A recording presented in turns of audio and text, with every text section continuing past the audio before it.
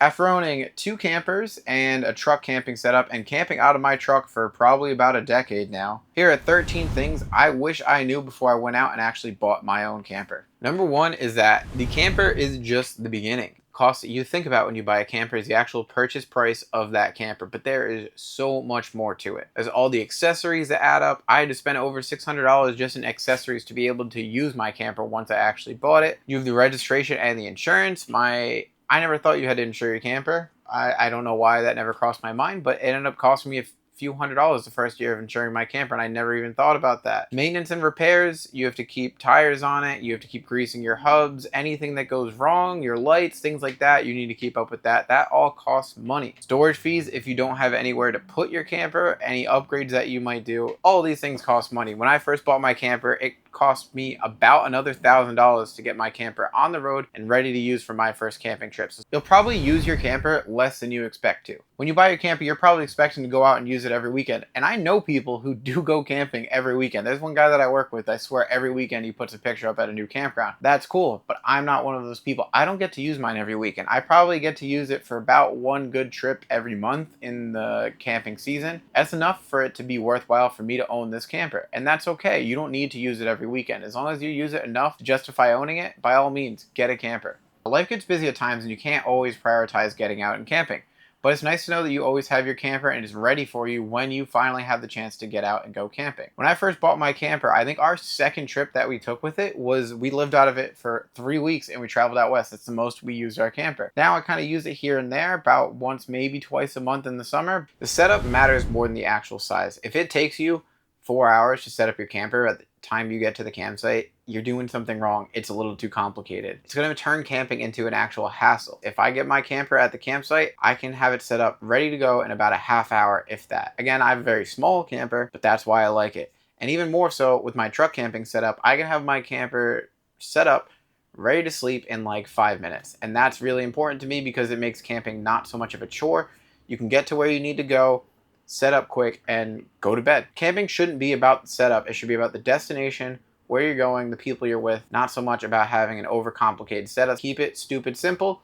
That way, it's not a hassle and you don't have this thing where you're dreading going camping for only 2 nights because it takes you 4 hours to set up. Weather changes everything, depending on your camping setup. If you have a tent, camping sucks when it rains, for the most part. It's not very fun. When you have a camper, you're a little more resilient. You can kind of survive the rain a little bit better without it dampening things. Weather makes a big difference on your camping trips. I've had camping trips where I just leave early because the weather's going to be crappy. What's the point of me sitting inside of my camper all day when I could just be at home? It seems kind of silly. But I've also had great tent camping weekends where the weather was terrible all weekend, but because of the people I was with and what we were doing, we still had a great time. Keep an eye on the weather. That way you can plan accordingly for your trip. Maybe just reschedule your trip to another weekend. That way you don't have a bummer of a weekend. High winds can ruin your trip. Don't be that guy with your awning out with 60-mile-an-hour winds that breaks and goes flying into another camper. If it's really hot and you're like me and you like off-grid camping, I can't use my air conditioner off-grid. If it's going to be 110 degrees where I'm going, you might not want to off-grid camp because a camper can get pretty hot if you don't have air conditioning. And then you get into winter camping. There are some campers that are set up great for the winter. Just plan accordingly for the weather. I plan on doing a couple winter camping trips this year, and I'm really excited to be doing that. Not in my camper, but in my truck camping setup. So plan accordingly to the weather.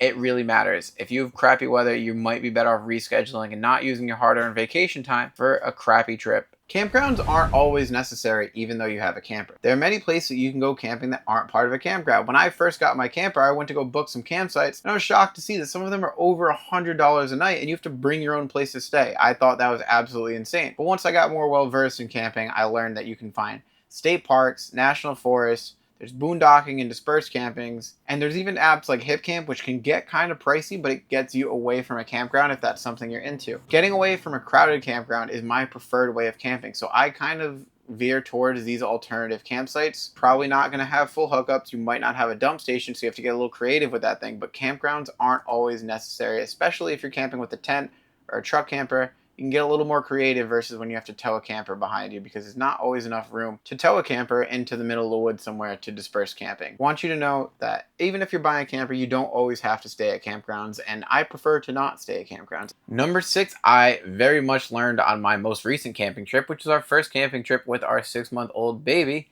Storage disappears fast. space fills up fast, especially with a baby. There's so much crap you need to bring with a baby. It's insane. I have a relatively small single axle travel trailer. It's a 21-foot Gulfstream Friendship. No bump outs on this camper, so very little room. It's just me, my wife, my dog, and my baby. You have to improvise and only pack what is necessary. I brought clothes, food, camp chairs, dog gear. My dog needs a bunch of stuff too, not a ton, but you need to bring stuff for the dog. It's mostly the baby stuff that takes up a bunch of room. And we lost our wardrobe, which used to be our bottom bunk, and now that is the baby's crib where he sleeps. Storage disappears quickly. It's just something to consider. Don't overpack when you go camping. My wife is notorious for overpacking. I get it. You want to be prepared for everything, but there's some things that you're just never going to need, and it's best to leave them at home. If you can think of it, if you think you can go without it, leave it at home. Don't overpack, because storage is very valuable and it runs out quick, especially if you're using a small camper or just a truck camping setup or a tent. There's very little places where you can keep stuff dry. I just want to take this second too, as we recently hit 150 subscribers. So thank you to everyone who subscribed.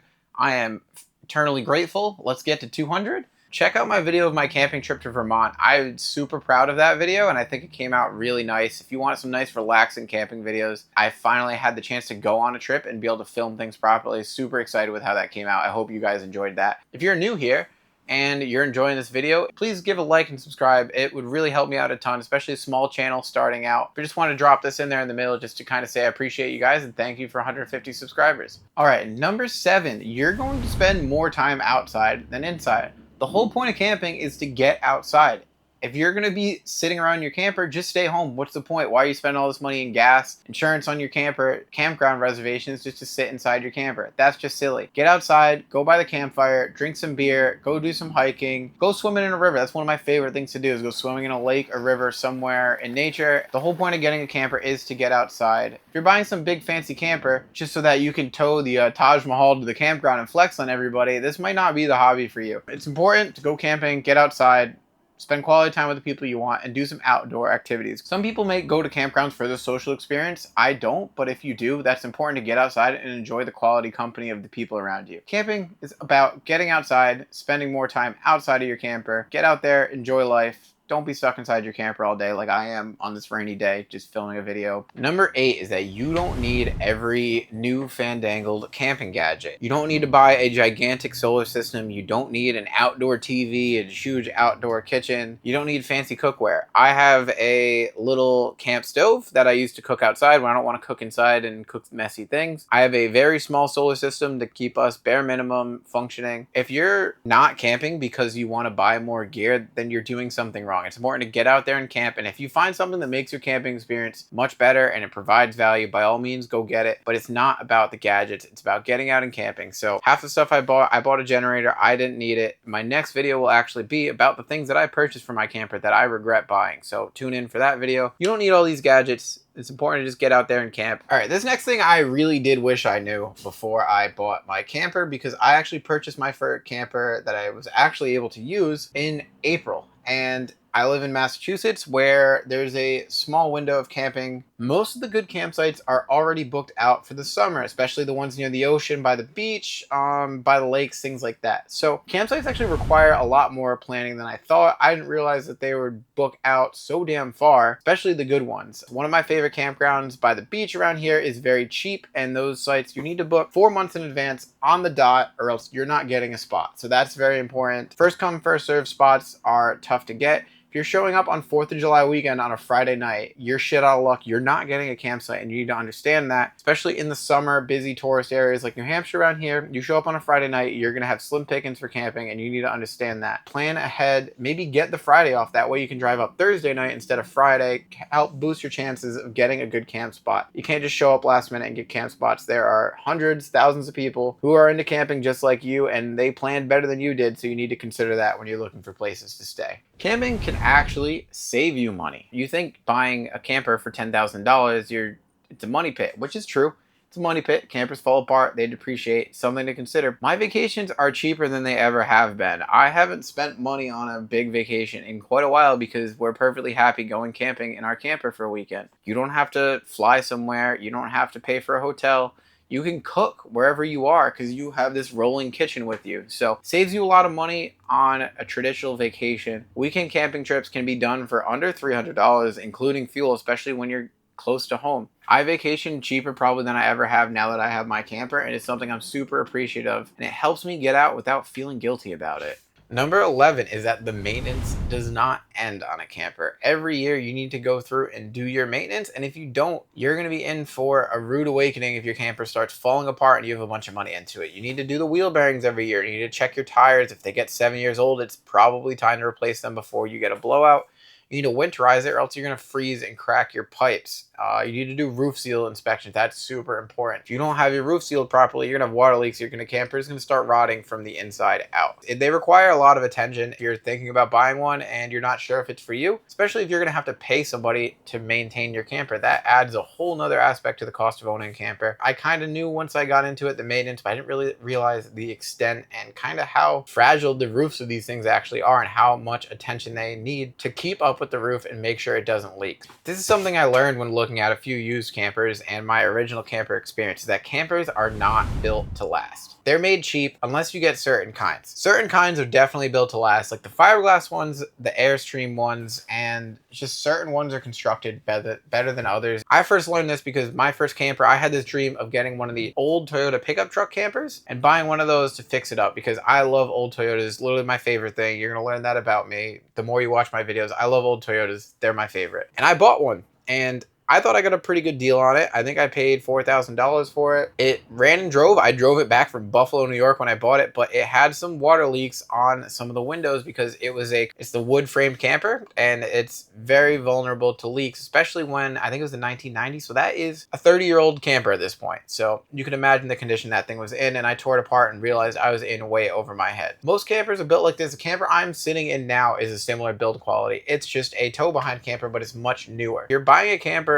for 20 years, you might want to look into things like Airstreams or the fiberglass ones or just aluminum campers because those are less susceptible to rotting out. If they have a water leak, sure, it'll damage some of the paneling or maybe the cabinets and things like that, but the actual frame structure of the camper will not rot away like these wood ones. So most campers aren't really built to last. I learned my lesson on that first Toyota camper, which I ended up selling it for a loss, but it wasn't too bad. I got this camper, which is in much better condition and newer and more of a plug and play version. If you can spend a little bit more money to get one that is fiberglass construction or aluminum, might be worth doing that depending on what your specific needs are. Unlucky final number 13 is that I wish I had started camping earlier with a camper. I've always been truck camping. I used to be big into drifting and motorsports, and what I would basically do is tow my car to the drift event and just sleep in the bed of my truck. And that was my version of camping. That was my excuse of traveling. I wish I would have started camping just for the sake of camping earlier. As soon as I got my camper and realized camping in of itself was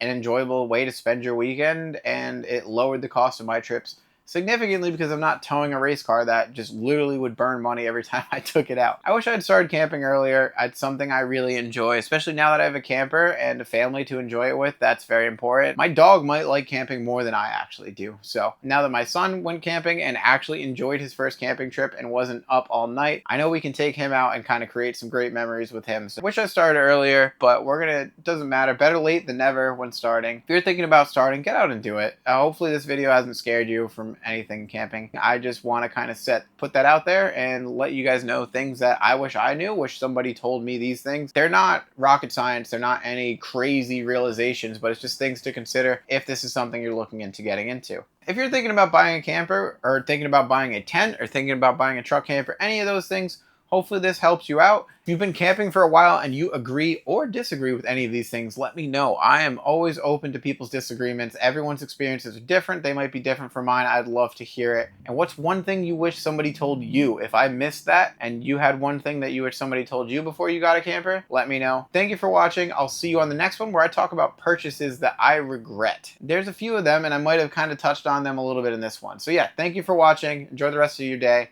I'll catch you on the next one, and I appreciate you. Bye.